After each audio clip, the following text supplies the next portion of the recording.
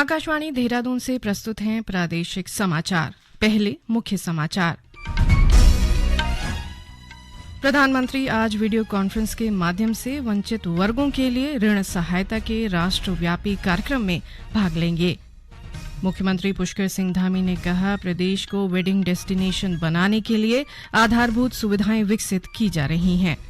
आगामी लोकसभा चुनाव में प्रदेश भर में 11,500 मतदान केंद्र बनाए जाएंगे और प्रदेश सरकार ने राज्य कर्मचारियों और पेंशन भोगियों के लिए महंगाई भत्ते में 4% वृद्धि करने का ऐलान किया।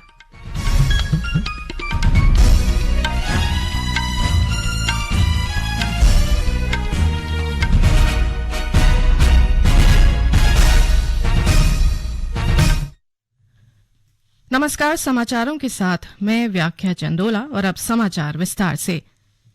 प्रधानमंत्री आज वीडियो कॉन्फ्रेंस के माध्यम से वंचित वर्गों के लिए ऋण सहायता के राष्ट्रव्यापी कार्यक्रम में भाग लेंगे।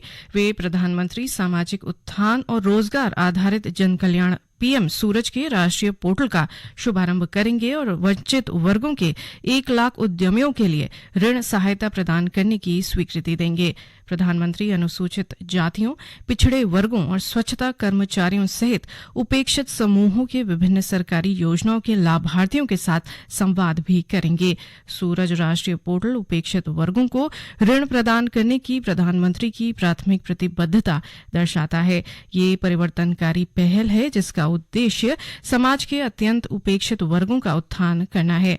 कार्यक्रम के दौरान प्रधानमंत्री राष्ट्रीय मशीनीकृत स्वच्छता पारिस्थितिकी तंत्र नमस्ते के अंतर्गत सफाई मित्रों को आयुष्मान स्वास्थ्य कार्ड और पीपीई किट वितरित करेंगे।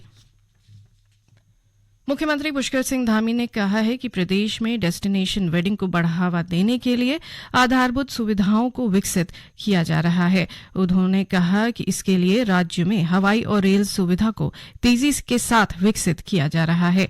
डेस्टिनेशन वेडिंग विषय पर प्रमुख वेडिंग प्लानर्स के साथ वर्चुअल संवाद में श्री धामी ने कहा कि आज देश के 40 स्थानों के लिए प्रदेश से सीधी हवाई सेवा शुरू की गई है। उन्होंने कहा कि उत्तराखंड में कई ऐसे स्थान हैं जहां पर डेस्टिनेशन वेडिंग को बढ़ावा दिया जा सकता है। मुख्यमंत्री ने बताया कि देहरादून, मसूरी के साथ ही रामनगर, ऋषिकेश, चक्राता जैसे कई ऐसे स्थानों को डेस्टिनेशन वेडिंग के क्षेत्र के रूप में विकसित करने के लिए सरकार काम कर रही है।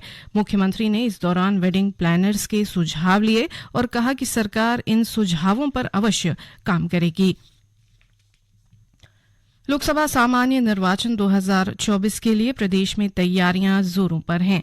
लोकसभा चुनाव में पूरे उत्तराखंड में 11,500 मतदान केंद्र बनाए जाएंगे। इन केंद्रों में से 1,500 बूथ संवेदनशील श्रेणी में आते हैं। पुलिस मुख्यालय से प्राप्त जानकारी के अनुसार चुनाव को शांतिपूर्ण तरह से संपन्न कराने के लिए अर्धसैनिक बलों की 115 कंपनियों की मांग के मुकाबले राज्य को अब तक 20 कंपनियां आवंटित की जा चुकी हैं। संसदीय चुनाव के दौरान प्रदेश में पीएसी, होमगार्ड और स्थानीय पुलिस बल भी तैनात रहेगा।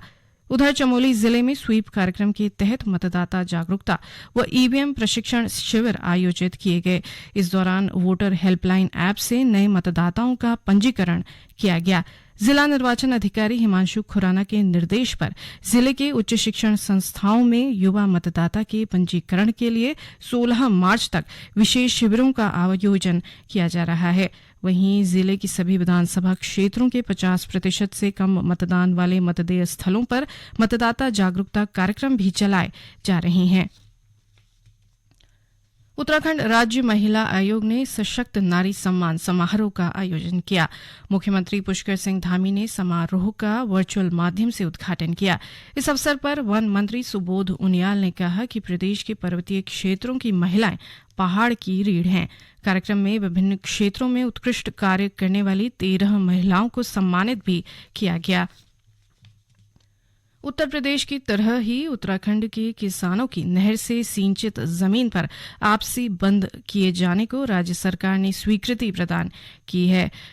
मुख्यमंत्री ने आंगनबाड़ी कार्यकर्ता सेविका कर्मचारी यूनियन, आंगनबाड़ी कार्यकत्री सेविका, मिनी कर्मचारी संगठन, आशा स्वास्थ्य कार्यकर्ता यूनियन, उत्तराखंड भोजन माता कामगार यूनियन की प्रमुख मांगों पर विचार करने के लिए अपर मुख्य सचिव की अध्यक्षता में समिति गठित करने को भी मंजूरी दे दी है।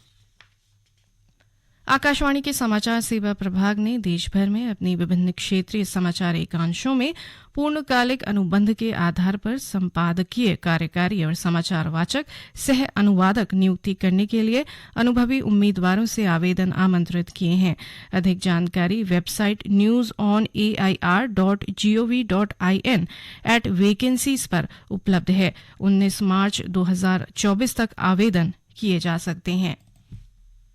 समाचार आकाशवाणी के देहरादून केंद्र से प्रसारित किए जा रहे हैं। ताजा समाचार के लिए आप हमारे फेसबुक पेज आकाशवाणी समाचार उत्तराखंड और ट्विटर हैंडल @AIRnews_DDN को फॉलो कर सकते हैं। ये समाचार यूट्यूब चैनल आकाशवाणी समाचार उत्तराखंड को सब्सक्राइब कर सुने जा सकते हैं। साथ ही ये समाचार आकाशवाणी की वेबसाइट www.newsonair.gov.in/उत्तराखंड पर भी उपलब्ध हैं। मुख्यमंत्री पुष्कर सिंह धामी ने उधम सिंह नगर जिले के लिए 16 करोड़ 34 लाख रुपए से अधिक की विभिन्न विकास परियोजनाओं का लोकार्पण और शिलान्यास किया। बाजपुर में आयोजित कार्यक्रम में मुख्यमंत्री ने कहा कि राज्य सरकार समाज के अंतिम छोर में खड़े व्यक्ति तक योजनाओं का लाभ पहुंचाने का प्रयास कर रही है। उन्होंने कहा कि सरकार उत्तराखंड को एक विकसित और आत्मनिर्भर राज्य बनाने की दिशा में आगे बढ़ रही है। उन्होंने बताया कि पिछले 2 महीने में राज्य सरकार ने 18,000 करोड़ के विकास कार्यों का लोकार्पण व शिलान्यास किया है। आधारभूत संरचना विकास पर जोर देते हुए श्री धामी ने कहा कि प्रदेश सरकार राज्य के विकास के लिए विभिन्न परियोजनाओं पर काम कर रही है। इस दौरान मुख्यमंत्री ने विभिन्न स्टॉलों का निरीक्षण किया और विभिन्न योजनाओं के लाभार्थियों से बातचीत की। प्रदेश सरकार ने राज्य कर्मचारियों और पेंशन भोगियों के लिए महंगाई भत्ते में 4% वृद्धि का ऐलान किया है। इससे पहले राज्य के कर्मचारियों को मूल वेतन का 42% महंगाई भत्ते के रूप में दिया जाता था, जो अब बढ़कर 46% कर दिया गया है। सचिव विनय शंकर पांडे ने सभी सार्वजनिक उपक्रम निगम के प्रशासनिक विभागों के अपर मुख्य सचिव, प्रमुख सचिव व सचिव को पत्र भेजकर महंगाई भत्ते का 1 जुलाई 2023 से बढ़ी हुई दर पर भुगतान करने के निर्देश दिए हैं। केंद्र सरकार ने उधम सिंह नगर और नैनीताल जिलों में राष्ट्रीय राजमार्ग काशीपुर से रामनगर खंड को और अधिक बेहतर बनाने के लिए 494 करोड़ रुपए मंजूर किए हैं। ये धनराशि स्वीकृत होने से राष्ट्रीय राजमार्ग 121 के काशीपुर से रामनगर खंड की मरम्मत कर उसे 4 लेन बनाया जाएगा। टिहरी को विशेष पर्यटक क्षेत्र के रूप में विकसित करने के लिए एशियाई विकास बैंक ने जिले की विभिन्न परियोजनाओं के लिए 294 करोड़ रुपए की धनराशि उपलब्ध कराने को स्वीकृति दे दी है। पर्यटन सचिव सचिन कुर्वे ने बताया कि इसके तहत 24 परियोजनाएं शुरू की जाएंगी।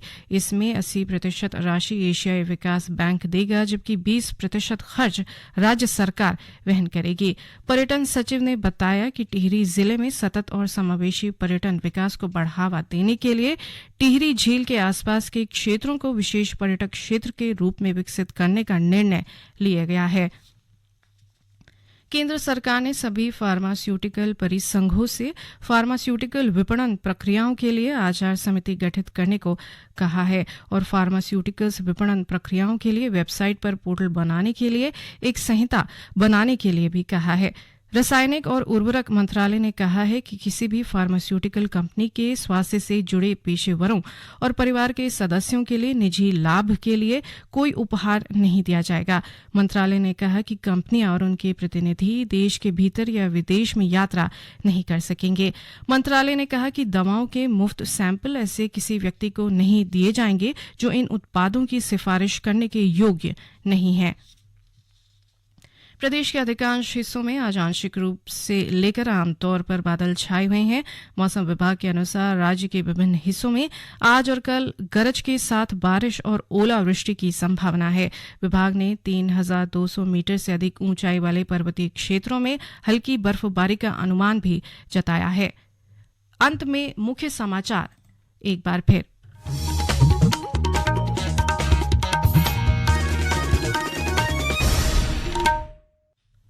प्रधानमंत्री आज वीडियो कॉन्फ्रेंस के माध्यम से वंचित वर्गों के लिए ऋण सहायता के राष्ट्रव्यापी कार्यक्रम में भाग लेंगे। मुख्यमंत्री पुष्कर सिंह धामी ने कहा, प्रदेश को वेडिंग डेस्टिनेशन बनाने के लिए आधारभूत सुविधाएं विकसित की जा रही हैं। आगामी लोकसभा चुनाव में प्रदेश भर में 11,500 मतदान केंद्र बनाए जाएंगे और प्रदेश सरकार ने राज्य कर्मचारियों और पेंशन भोगियों के लिए महंगाई भत्ते में 4% वृद्धि करने का ऐलान किया। इसके साथ ही प्रादेशिक समाचार का ये बुलेटिन समाप्त हुआ। नमस्कार।